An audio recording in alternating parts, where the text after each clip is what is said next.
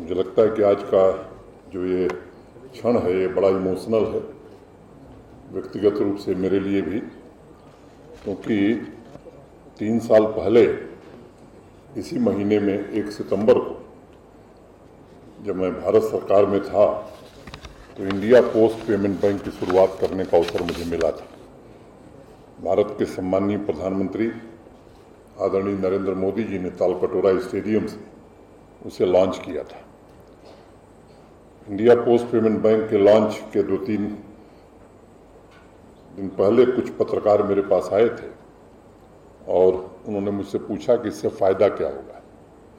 एक बात मैंने उनसे कही थी कि पोस्टल डिपार्टमेंट देश के हर कोने में है और 3 लाख से ज़्यादा जो हमारे डाक विभाग के, जिन्हें हम डाकिया कहते हैं, वो अब बैंकर बन जाएंगे, क्योंकि इतने अधिक बैंक खोलना ग्रामीण इलाकों में दुष्कर कार्य था और बैंकिंग सेवाओं के विकास के कतार में खड़े अंतिम व्यक्ति तक, अंतिम नागरिक तक ये सुविधाएं पहुंचाएंगे। वित्तीय समावेशन, जिन्हें फाइनेंशियल इंक्लूजन कहते हैं, देश के दूर दराज के हिस्सों में भी लोगों को प्राप्त हो सके, उसमें इसका बड़ा योगदान होगा।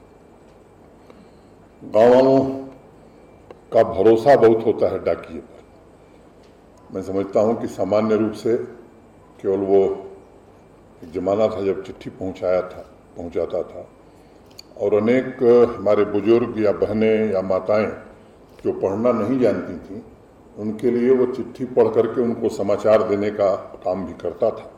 तो ये जो भरोसा था डाकिए में, मुझे लगता है कि उस भरोसे के कारण पोस्ट पेमेंट बैंक पूरे देश में जिस कदर फैला, यहाँ अभी मैं मेहता जी से पूछ रहा था, यहाँ भी काफ़ी ब्रांचेज खुली हैं लेकिन और खुलने की संभावना है। तो मुझे लगता है कि वो भी काम आने वाले दिनों में हम सब पूरा करेंगे। प्रधानमंत्री जी के निर्देशन में जम्मू कश्मीर में 1 GP 1 DG सखी मिशन के अंतर्गत DG पे सखी का कार्यक्रम आज शुरू हुआ है।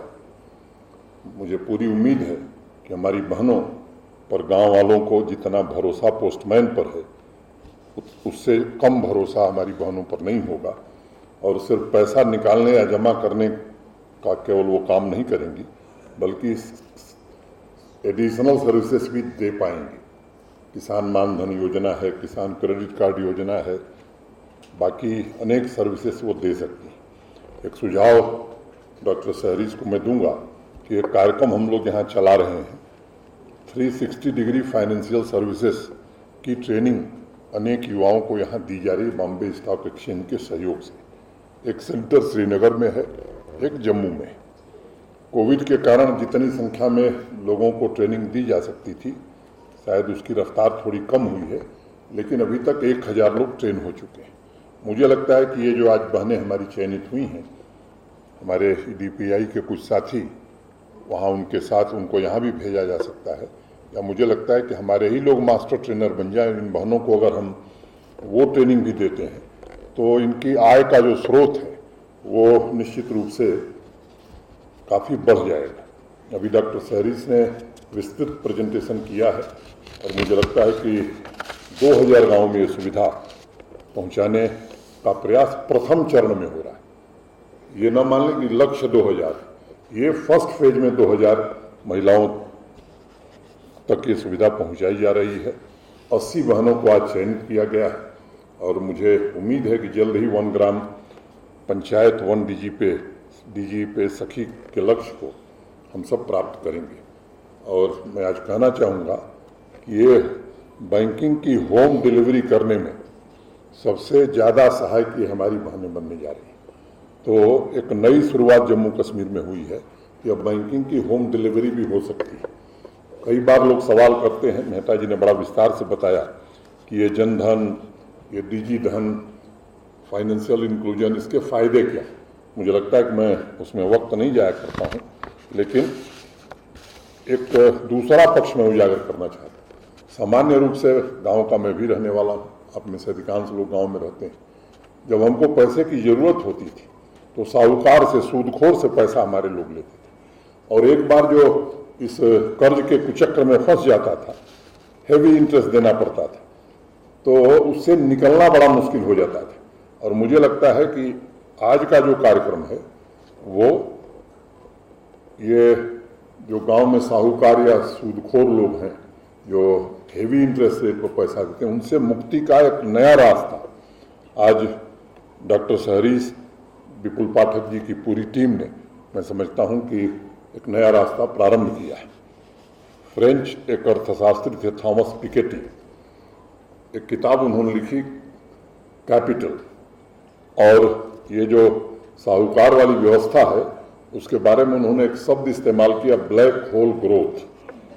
मुझे लगता है कि प्रधानमंत्री जी ने जो जैम ट्रिनिटी माने जनधन, आधार और मोबाइल, इसका लाभ देश के लोगों को किस तरह से मिल रहा है और विशेष रूप से उन लोगों को जो हाशिए पर थे, मुझे लगता है कि वो आज औपचारिक रूप से फाइनेंशियल सिस्टम में इंक्लूड कर लिए गए और पहली बार इतिहास में बैंकिंग की पहुंच से दूर रहने वाले करोड़ों लोग बैंकिंग की सुविधा से जुड़े हैं, इस प्रणाली में शामिल हुए। जब डीबीटी के जरिए मुहिम शुरू हुई कि समाज के कमजोर वर्गों को जो भी सुविधाएं सरकार द्वारा दी जाती हैं वो डायरेक्ट बेनिफिट ट्रांसफर के थ्रू दी जाएंगी, तो आप उसका परिणाम देखिए कि 100% जो सहायता की राशि है वो लाभार्थी के अकाउंट में चला जा रहा है। पहले क्या होता था और कितना बड़ा परिवर्तन हुआ है, मुझे लगता है कि इस बात को समझने की जरूरत है। जब शुरू किया था आज से 2 साल पहले, तो सबसे बड़ी ज़रूरत जो हम लोग महसूस करते थे वो ये था कि महिलाओं का सशक्तिकरण कैसे हो, यानी वुमेन एम्पावरमेंट कैसे हो, और उसके पीछे ये सोच थी कि अगर एक महिला को हम लोग एम्पावर करते हैं तो पूरे परिवार को हम लोग एम्पावर कर पाते हैं। तो आज आप लोगों को ये डिवाइस मिली है, ये डिवाइस देखने में छोटी लग सकती है लेकिन इससे बहुत बड़ा काम हो सकता है। एक्चुअली आपकी ज़िंदगी में आज से उड़ान की शुरुआत होती है और कुछ चीज़ों पे मैं आपका ध्यान दिलाना चाहूँगा। जब प्रधानमंत्री 2014 के में जब उन्होंने ज्वाइन किया तो उनके दिमाग में सबसे पहले चीज़ आई थी कि हर एक आदमी के पास एक अकाउंट खोलना चाहिए, और जनधन योजना के तहत एक जीरो बैलेंस अकाउंट खोलने की शुरुआत हुई। लोगों को लग सकता है कि बहुत छोटा कदम था, पर एक्चुअली ये बहुत बड़ा कदम निकला। जब एक बंदे के पास अकाउंट होता है और ख़ास करके एक महिला के पास अकाउंट खुल जाता है तो उससे जो सशक्तिकरण होती है उसका कुछ अंदाज़ा आपको मैं बताना चाहूँगा। पुराने ज़माने में सर साहूकार हुआ करते थे, एक बार थोड़े पैसे दे दिए तो जब तक उसकी ज़मीन नहीं अड़पते थे तब तक रुकते नहीं थे। तो सोच ये थी कि आप लोगों को पैसा वक्त में मिले और ऐसे सिस्टम से मिले जहाँ पे आपको मदद मिले, ना कि आपको परेशान किया जाए।